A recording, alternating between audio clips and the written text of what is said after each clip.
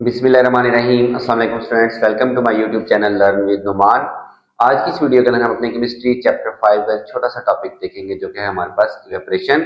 ठीक है, video start करने से पहले आप लोगों से गुजारिश है कि चैनल को लाजमी सब्सक्राइब करें और वीडियोस को अपने क्लास वालों से जरूर शेयर किया करें। अच्छा स्टूडेंट्स, ये जो इवेपोरेशन वाला टॉपिक है ना, आपको पता है सबसे पहले तो हम देखेंगे इवेपोरेशन होती क्या है, फिर इसके अंदर देखेंगे इसमें जो इंपॉर्टेंट शॉर्ट क्वेश्चन है वो दोनों कौन से हो सकते हैं, दो या तीन। ठीक है, तो आपको पता है केमिस्ट्री में स्ट्रेट फॉरवर्ड क्वेश्चन कभी भी नहीं आते, हमेशा रीजनिंग वाले क्वेश्चन आते हैं। तो पहले आपने इवेपोरेशन का कंसेप्ट समझना है, फिर उसकी बेस पे से जो उसमें से दो इंपॉर्टेंट शॉर्ट क्वेश्चन है वो तकरीबन मैंने अलग करके लिख दिए। ठीक है, इट इज इवेपोरेशन को अगर हम डिफाइन करें फ्रेंड्स, इवेपोरेट होने का क्या मतलब है?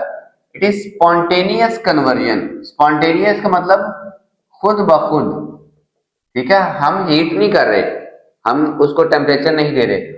Of a liquid into its vapours, liquid का अपने बुखारात में खुद ब खुद तब्दील हो जाना एट एनी टेम्परेचर, किसी भी टेम्परेचर के ऊपर। ठीक है, मतलब जैसे एक वेसल के अंदर, एक परात के अंदर, एक बर्तन के अंदर पानी पड़ा है। ठीक है, ये हमारे पास बर्तन है, इसके अंदर पानी मौजूद था ये। ठीक है, तो इसमें से पानी का खुद ब खुद निकलते रहना आहिस्ता आहिस्ता से। ठीक है, इवेपरेट होते रहना बगैर, हम इसको हीट नहीं कर रहे।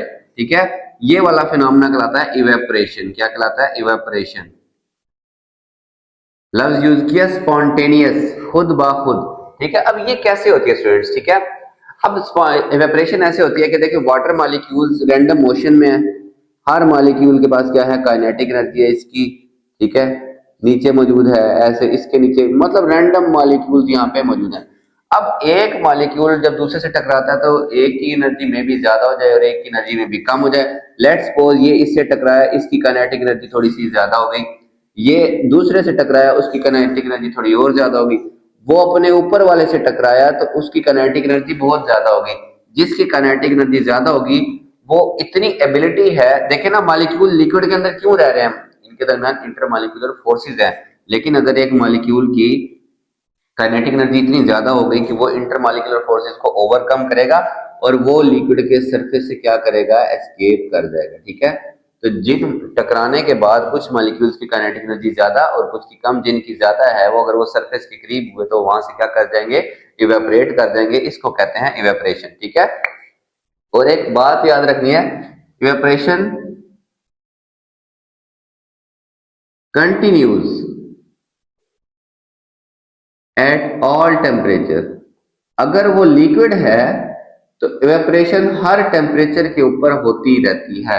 कभी आप नोट करें, आपने किसी बर्तन में पानी रखा हो, बेशक वो बर्तन धूप में ना पड़ा हो, ठीक है, वो आम कहीं पे भी पड़ा हो, तो कुछ दिनों के बाद उसमें से पानी क्या हो जाएगा? खत्म हो जाएगा, सूख जाता है। ठीक है, तो हम कहते हैं कि पानी वहां से क्या हो गया?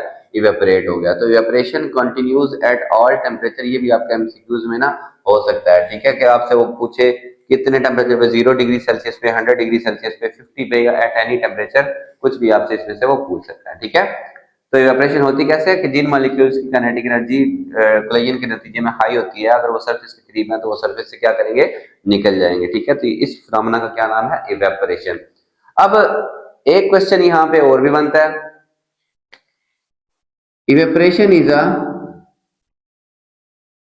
ये शॉर्ट क्वेश्चन ही आपने इसमें समझना है। ठीक है, इज अ कूलिंग प्रोसेस।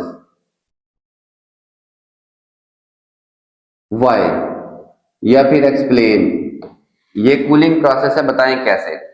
अच्छा, जब हमने अभी बात की कि जिन मॉलिक्यूल्स की काइनेटिक एनर्जी स्टूडेंट्स ज्यादा है ना वो निकल जाएंगे। देखिए, सिस्टम की एक फिक्स एनर्जी है। सिस्टम, ये पूरा जो एक वाटर का सिस्टम है, वेसल है, इसकी एक एनर्जी है।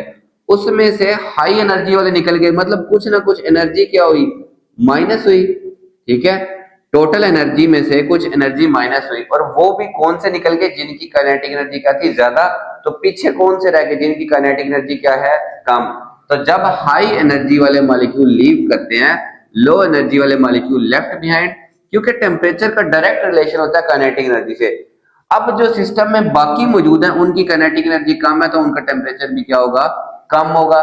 जब टेम्परेचर कम आएगा तो हम कहेंगे सिस्टम क्या है? टेम्परेचर फॉल होने की वजह से सिस्टम में क्या है? कूलिंग है। और कूलिंग होने की वजह से सराउंडिंग से हीट अब सिस्टम में आएगी। ठीक है, खुद ब खुद।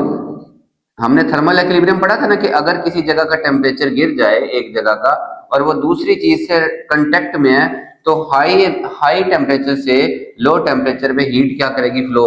तो हीट एनर्जी फ्लो करेगी सराउंडिंग से, कहां से, बाहर से, सिस्टम में। जब सिस्टम बाहर की हीट सिस्टम में आएगी तो बाहर का टेम्परेचर भी क्या हो जाएगा, गिर जाएगा। देखे ना, ओवरऑल टेम्परेचर कंजर्व रहना, क्योंकि बाहर का टेम्परेचर अब अंदर उसके अंदर कन्वर्ट होगी एनर्जी, तो बाहर का टेम्परेचर क्या हो जाएगा, फॉल। तो अगर हम देखें तो पहले सिस्टम का भी, अगर हम सिर्फ अगर आइसोलेटेड सिस्टम होगा ना तो सिर्फ सिस्टम का टेम्परेचर फॉल होगा। लेकिन अगर सिस्टम आइसोलेटेड नहीं होगा, मतलब उसकी वॉल्स कंडक्ट कर सकती हैं, तो हीट जो है ना वो यहां से फ्लो करेगी सिस्टम में, तो सराउंडिंग का टेम्परेचर भी कुछ ना कुछ गिर जाएगा। तो ओवरऑल ये क्या होगा, एक कूलिंग प्रोसेस होगा। ठीक है, जो हाई एनर्जी वाले वो तो एस्केप होकर एनवायरमेंट में चले गए ना, ऊपर चले जाएंगे एयर में। ठीक है, बाकी ये जो इस जगह का, इसके आसपास का टेम्परेचर गिर जाएगा। ठीक है, ये हमारे पास क्या है, एवेपोरेशन कूलिंग प्रोसेस है। कैसे स्टूडेंट्स, के हाई एनर्जी वाले मॉलिक्यूल निकल जाते हैं, पीछे कौन से बचेंगे, लो काइनेटिक एनर्जी वाले। और काइनेटिक एनर्जी का डायरेक्ट रिलेशन है टेम्परेचर से, क्योंकि काइनेटिक एनर्जी कम वाले रह गए तो टेम्परेचर भी क्या होगा, कम। तो सिस्टम क्या हो गया, कूल। अब अगर हम बात करें सराउंडिंग कैसे कूल होती है, क्योंकि सराउंडिंग का टेम्परेचर पहले जितना ही है, मतलब ज्यादा है, तो सराउंडिंग से हीट फ्लो करेगी सिस्टम में, तो सराउंडिंग का टेम्परेचर भी ऐसे ऐसे क्या हो जाएगा, फॉल कर जाएगा। ठीक है, नेक्स्ट चार क्वेश्चन क्या है स्टूडेंट्स इसमें से, कि वाई अ पर्सन, यहां पे आप वाई लगा लें, falls feels cooling after taking bath. After taking bath एक पर्सन को ठंड क्यों महसूस होती है। अब इसमें ना सर्दियों में तो कुछ लोग नहाते ही कोई नहीं है, और एक खास किस्म के लोग हैं वो बिल्कुल ही नहीं नहाते, वो तो गर्मियों में भी अवॉइड करते हैं। अच्छा, ये जो हमारे गोरे फैमिली है, मतलब इंग्लिश लोग हैं, ये लोग बिल्कुल ही नहाते, क्योंकि ठंड वहां बहुत ज्यादा होती है, पानी की कमी कभी सामने है, तो वो परफ्यूम से ही काम चलाते हैं। ठीक है, a person falls, a person after taking bath feels cooling. ठीक है, when exposed to air, when exposed to air, मतलब अगर हम नहा के पंखे के नीचे खड़े हों, ठीक है, चाहे गर्मियां भी हों, तो हमें ठंडक तो महसूस होती है ना। वो क्यों होती है, जब आप देखें ना स्टूडेंट्स, पंखे की हवा मतलब वो कुछ एनर्जी दे रहा है वाटर मॉलिक्यूल्स को, तो वाटर मॉलिक्यूल इवेपोरेट होंगे, और इवेपोरेट होते ही कौन से हैं, जिनकी काइनेटिक एनर्जी क्या होती है, ज्यादा। और जब वो इवेपोरेट होंगे तो मॉलिक्यूल्स क्या करते हैं, take away the energy of body. अब मॉलिक्यूल ने इवेपोरेट होना है, ठीक है, एयर उसको इवेपोरेट कराना चाहती है, तो उसे इवेपोरेट होने के लिए क्या चाहिए, एनर्जी चाहिए। वो एनर्जी हमारी बॉडी से लेगा, हमारी बॉडी वार्म होती है ना, अपना टेम्परेचर मेंटेन रखती है। लेकिन जब वो हमारे स्किन से, सरफेस से एनर्जी लेके इवेपोरेट होगा, तो हमारी स्किन की एनर्जी क्या हो गई, कम।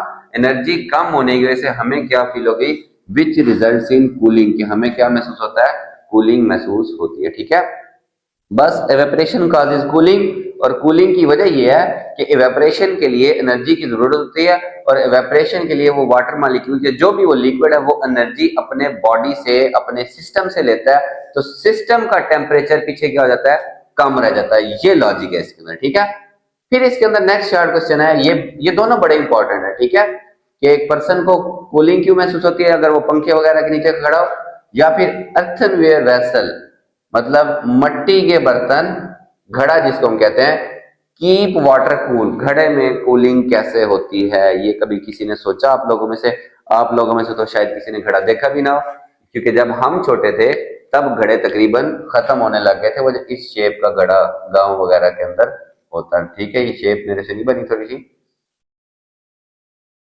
ऐसे, ऊपर ढक्कन, इसके अंदर पानी रखा होता था, और वो पानी अगर ओवरनाइट पड़ा रहता था तो उसका टेम्परेचर बाहर की निस्बत 8-10 डिग्री का होता था, कम, अच्छा खासा ठंडा, और कभी गला नहीं खराब होता था, क्योंकि एक खास हद तक ठंडा होता है, उससे ज्यादा ठंडा वहां पे भी वो नहीं होता।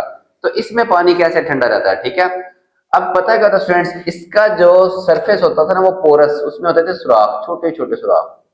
ठीक है, जैसे ईंट कभी हम पानी में डालें ना, ईंटें मट्टी की बनी होती है ना, ईंटें पानी में डालें तो ईंटों के अंदर पोर्स होते हैं, उन पोर्स के अंदर पानी घुस जाता है, तो ये जो पोर्स होते हैं ना, ये वाला वाटर इन पोर्स में आएगा।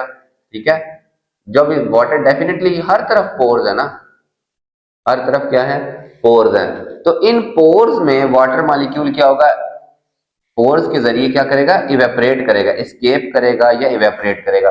और आपको पता है कौन सा वाटर मॉलिक्यूल वहां से एस्केप करेंगे, जिनकी काइनेटिक एनर्जी क्या होगी, हाई होगी, सफिशिएंट काइनेटिक एनर्जी। अब जब इवेपोरेशन होती रहेगी, इसमें से होती रहेगी, जब तक इसके अंदर पानी मौजूद है तो इवेपोरेशन होती रहेगी, ठीक है। अब स्टूडेंट्स, जिन मॉलिक्यूल्स की काइनेटिक एनर्जी ज्यादा थी वो तो यहाँ से निकल रहे हैं, ठीक है, और पीछे फिर बचे कौन से, evaporation keeps on taking place, evaporation होती रहती है, एंड एनर्जी रिक्वायर्ड, और इवेपोरेशन के लिए जो एनर्जी चाहिए होती है वो कहाँ से आती है, ये पानी में से वो एनर्जी लेते हैं। तो मतलब पीछे पानी की काइनेटिक एनर्जी क्या रह जाएगी, kinetic energy of remaining molecule decreases, कि जो मॉलिक्यूल बाकी वहां मौजूद है उनकी काइनेटिक एनर्जी कम, जब काइनेटिक एनर्जी कम तो temperature come, which results decrease in temperature, तो फिर पानी का टेम्परेचर क्या हो जाता है, कम, हेंस वाटर कूल्स डाउन, पानी क्या रहता है, ठंडा। तो लॉजिक इसके अंदर भी स्टूडेंट्स वही है कि क्योंकि हमारे पास ये जो वेसल्स हैं, अर्थनवेयर वेसल्स, ये पोरस होते हैं, इनके पोर्स में से वाटर मॉलिक्यूल्स इवेपोरेट होता रहता है, और इवेपोरेशन के लिए जो रिक्वायर्ड एनर्जी है वो कहाँ से आ रही है, इसके अंदर मौजूद वाटर से। तो जब वो वाटर की एनर्जी लेके जा रहा है तो वाटर की एनर्जी कम, यानी कि कम एनर्जी वाले मॉलिक्यूल वापस यहाँ पे मौजूद हैं। तो जब काइनेटिक एनर्जी उनकी कम है तो उनका टेम्परेचर भी क्या है, पहले की निस्बत क्या होगा स्टूडेंट्स, कम होगा, तो पानी क्या हो जाएगा, ठंडा हो जाएगा, ठीक है। Same logic, high kinetic energy escape, low kinetic energy वाले वहां बच गए। जब लो काइनेटिक एनर्जी है तो उसका टेम्परेचर कम, तो इवेपोरेशन क्या है, कूलिंग प्रोसेस है, ठीक है स्टूडेंट्स। ये आपका सिंपल सा टॉपिक है, इसके अंदर से एक्सपेक्टेड है कि शॉर्ट क्वेश्चन आएगा, वो भी लॉजिकली आएगा, ठीक है। अगर जिक्र है कहीं पे इवेपोरेशन का और साथ में कूलिंग का, तो आपने बस यही लॉजिक लिखनी है, काइनेटिक एनर्जी वाली, ओके स्टूडेंट्स। होप सब लोगों को ये टॉपिक अच्छे से समझ आया होगा। चैनल आपने लाजमी सब्सक्राइब करना है और वीडियोस को अपने क्लास वालों से जरूर शेयर किया करें। अल्लाह हाफिज।